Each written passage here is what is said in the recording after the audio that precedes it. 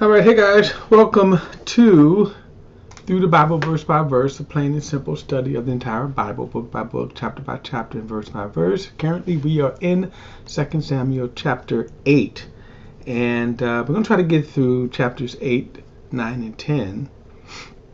And they highlight David's kind of reign, give the insight into how David is running the country, his rulership, his leadership. And what we're going to find is David is a very mighty warrior, but he also rules with justice.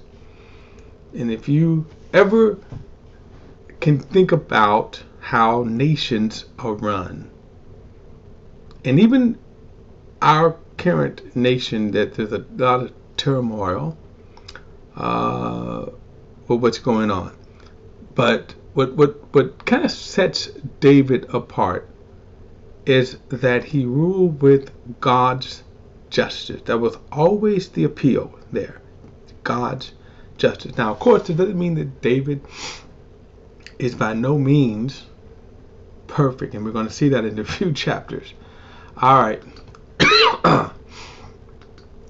2 Samuel chapter 8. Oh, that's not what I want. All right.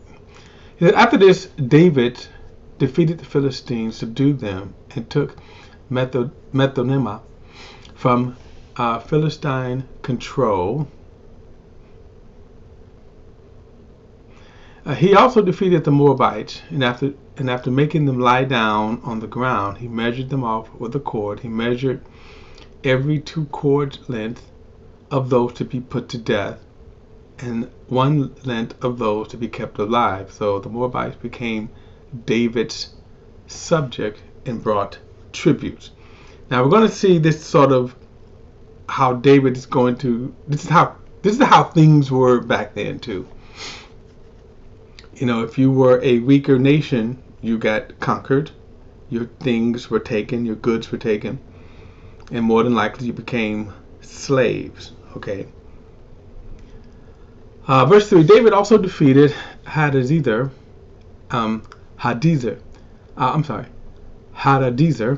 son of Rehab, king of Zobah, who went to restore his control of the Euphrates River. David captured 1,700 horsemen and 20,000 foot soldiers from him, and hamstrung all the horses and kept 100 chariots. When the Arameans of Damascus came to assist Hadadezer of Zobah, David struck down 22,000 Aramean men. Then he placed garrisons in Aram of Damascus, and the Arameans became David's subject and brought tributes. And the Lord made David victorious wherever he went. Now, it should be noted here that is important. Later on, we're going to see a scripture that tells us behind the scenes God is very much ruling. We don't even reading sometimes through most of scripture. We're focused on certain issues. What we know through Revelation is that God is very much active in all of the kingdoms of the world. In other words, this is God's world, so He is very much so active in it. What goes on, what doesn't go on, even though man has fallen in sin. Now that can be puzzling, because where does God's sovereignty, God's holiness, and then man's free will, man's sinfulness, where do they all kind of meet up? Well, they kind of meet up under God's sovereignty. Okay. Now, the reason I say that is because notice is that David is a mighty warrior. We're going to see more about him later. I mean, him and his conquest, as well as the people with David. But it is the Lord that made David victorious. And that's the thing right here. Not so much as his might or his strength or his wisdom, his military genius, in which he was, but it was the Lord that made David victorious. Verse 7, David took the gold shield that Hadadezer officers, the shields of Hadadezer, Hadadezer officers, and brought them to Jerusalem. King David also took huge quantities of bronze from Betah and Berothah and Hadadezer's cities. Hadadezer's cities.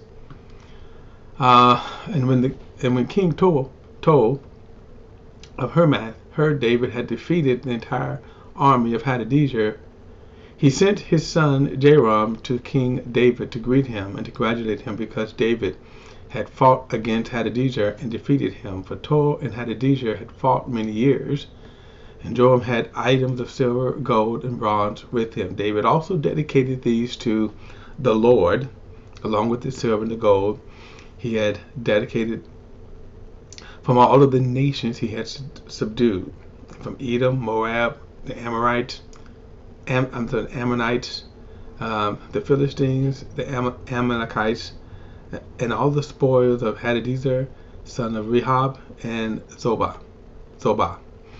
And David made a reputation for himself when he returned from striking down 18,000 Edomites in the Valley of Salt.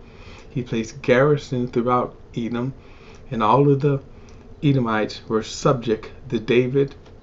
The Lord made David victorious wherever he went. So we're going to constantly see this here, that David's success is by God's sovereignty, his might, his grace upon his life.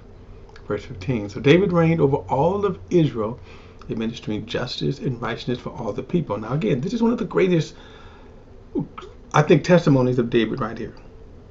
That more than anything else, that David ruled with justice. And I'm going to say this, God's justice. There can be no greater rulership than that.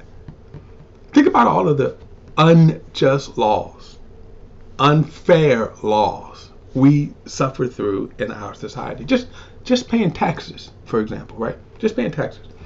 And of course, we could just go on and on and on and on and on. But David ruled with justice. Verse 16. Joab, son of Zeruiah, was over the army. Now remember Zeruiah. That was his sister. We'll get more about his family ties later. Jehoshaphat, son of Ahilud, was court historian. And by the way, notice the fact that they were historians, which means that they recorded. So a lot of times the history that we have, they wrote these things down for posterity. 17. Zodok, son of Ahitub, and Ahimelech, son of Abiathar, was priest. Sariah was court secretary. Benaniah was son of Jehoiada, was over the Cherethites and the Pelatites, and David's sons were his chief officers. Now you also can note that we're kind of skipping along in history here, that we're not necessarily, this is not chronological order, but it's just telling the stories, okay?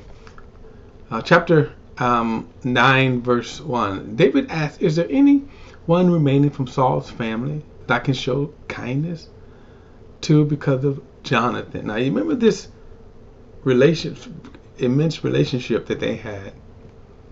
And even David had promised, he swore with an oath that he would always look after the house of Saul. And even though Saul had done him dirty, notice even now, David is saying, hey, who is of the house of Saul that I could do right? Now notice he said the house of Saul. He doesn't know yet that Jonathan's going to have a son, but he's saying that he's showing the house of Saul kindness. And this shows David's heart.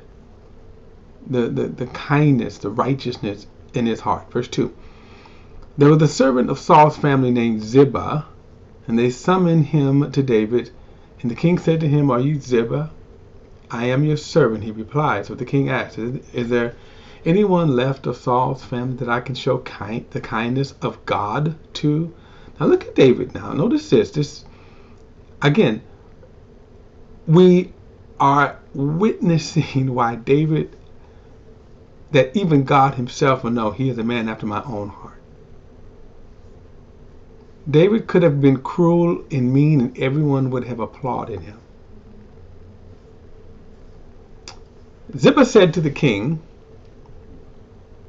there is still Jonathan's son who was injured in both feet. The king asked, where is he? Ziba answered the king, you will find him at Lodebar, at the house of Machir, son of Amenio. So the king David had him brought from the house of Machir, son of Amiel in Lodar. Mephibosheth,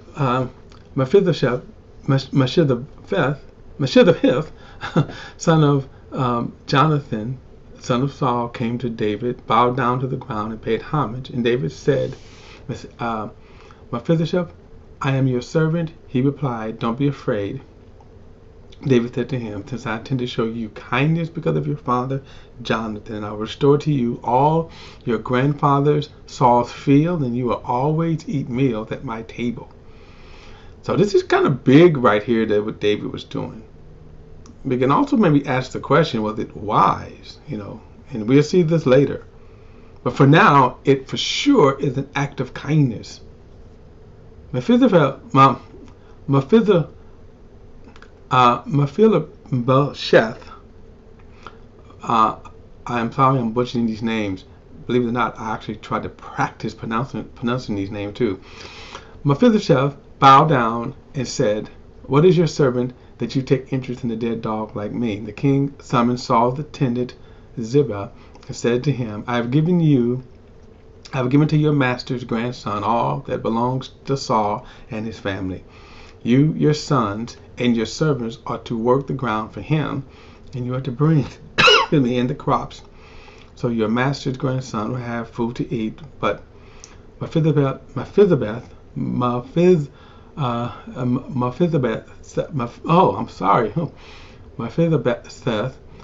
your master's grandson, is always to eat at my table. Now Ziba had 15 sons and 20 servants.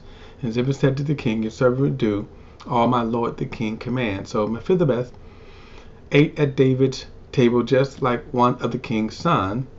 Mephibosheth had a young son whose name was Micah. All those living in Ziba's house were Mephibosheth's servants. However, Mephibosheth lived in Jerusalem because he always ate at the king's table, and his feet had been injured. Now they kind of mention that, if you remember, when Saul was and his household was fleeing, the nurse grabbed Mephibosheth, and then this is bugging me to no end, y'all. Like I said, anyway, she grabbed him, and then when she grabbed him, she dropped him and broke both his feet and ankle. And of course, they didn't have doctors. They didn't probably set his feet right. So he's been a cripple ever since then. Okay, chapter 10, verse 1 says, sometimes later the king of the Ammonites died, and his son Hanan became king in his place. So David said, I'll show kindness to Hanan, son of Nahash, just as his father showed kindness to me. So David sent his emissaries to console Hanan concerning his father. However, when they arrived in the land of the Ammonites leader said to Hanan, the Lord, just because David has sent men with condolence for you, do you really believe he is showing respect for your father? Instead, hasn't David sent his emissaries in order to scout out the city, spy on it, and demolish it? So Hanan took David's emissaries, shaved off their beards, cut their clothes to half their hips, and sent them away. Now, kind of like the King James, it says it shaved them to their buttocks. In other words, it was an humiliating feet here for the emissaries. One of the things we see here, and we're going to see this over and over again, where sometimes the children are just plain fools. So here you have these people giving this king bad advice. And you stop and think, there was no reason. There was absolutely no reason for the son to take their advice. There was no reason for them to even believe that David meant harm. And forget the fact, in the sense of understanding that God was on David's side. Let's take that out of the equation, because that's not how they were looking at it. If they just look at the fact that, hey, David's a good guy, David has shown kindness, David has been good to people, why would they believe this? And then on top of that, they had a history, remember, that David had been good to his father. So why would David turn now? But anyway, this is when you have foolish advice. And by the way, David's grandson is going to be just as foolish and split the kingdom. Bad advice. Same thing. Bad advice. The takeaway here is be very careful of the wisdom and the advice you receive, especially if it's not coming from God. Verse 5, when this was reported to David, he sent someone to meet them, since they were deeply humiliated. The king said, stay in Jericho until your beards grow back, then return. When the Ammonites realized they had become repulsive to David, they hired 20,000 foot soldiers from the Arameans of Betharob and Zobab, 1,000 men from King Mecca, and 12,000 from Tob. Now, didn't the Aramaites already learn their lesson? Think about that. They just got whipped before. Shouldn't they have learned their lesson? Verse 7. David heard about it and sent Joab and all the fighting men, and the Arameans marched out and lined up in the battle formation at the entrance of the city gate, while the Arameans of Zobab and Rehob and the men of Tob and Maacah were in the field by themselves. And when Joab saw that there was a battle line in front of him and another behind him, he chose some men out of all of the elite troops of Israel and lined up in battle formation to engage the Arameans. He placed the rest of the forces under the command of his brother Abishai, who lined up the battle formation and engaged the Ammonites. Okay, Abishai. Okay, verse 11. If the Arameans are too strong for me, Joab said, then you will help me. However, if the Arameans are too strong for you, I will come and help you. Be strong. We will prove ourselves strong for our people and fight for the cities of our God, and may the Lord's will be done. And the Joab and all his troops advanced to fight against the Arameans, and they fled before him. And when the Arameans saw that, when the Ammonites saw that the Arameans had fled, they too fled before Abishai and entered the city. So Joab withdrew from attack against the Ammonites and went to Jerusalem. And when the Arameans saw that they had been defeated by Israel, they regrouped. And Hadadezer sent messengers to bring the Arameans who were across from the Euphrates River. Then they came to Helam with Shobach, commander of the Hadadezer army, leading them. And when this was reported to David, he gathered all of Israel, crossed the Jordan, and went to Helam there, and the Arameans lined up in formation to engage David in battle and fought against him. But the Arameans fled before Israel, and David killed 700 of their charioteers and 40,000 foot soldiers. He also struck down Shobach, commander of their army, who died there. And when the king of the Hadazezer's subjects saw that they had been defeated by Israel, they made peace with Israel. They became their subjects. After this, the Arameans were afraid to ever help the Amorites again. Now they should have left. They should have learned this lesson before. It's interesting. We're seeing the ways of battle, the ways of kingdoms back then. And then, of course, we're seeing this from Israel's perspective as God is preserving his people, as God is exalting David, as God is prospering David, as he said, wherever he went. Okay. I think, too, keep in mind that all around, that there's some pretty wicked kingdoms around David. And that's what makes this even more, because God is preserving David in the midst of all of these wicked people. All right, guys, we'll pick it up in chapter 11 in the next study. I'll see you then.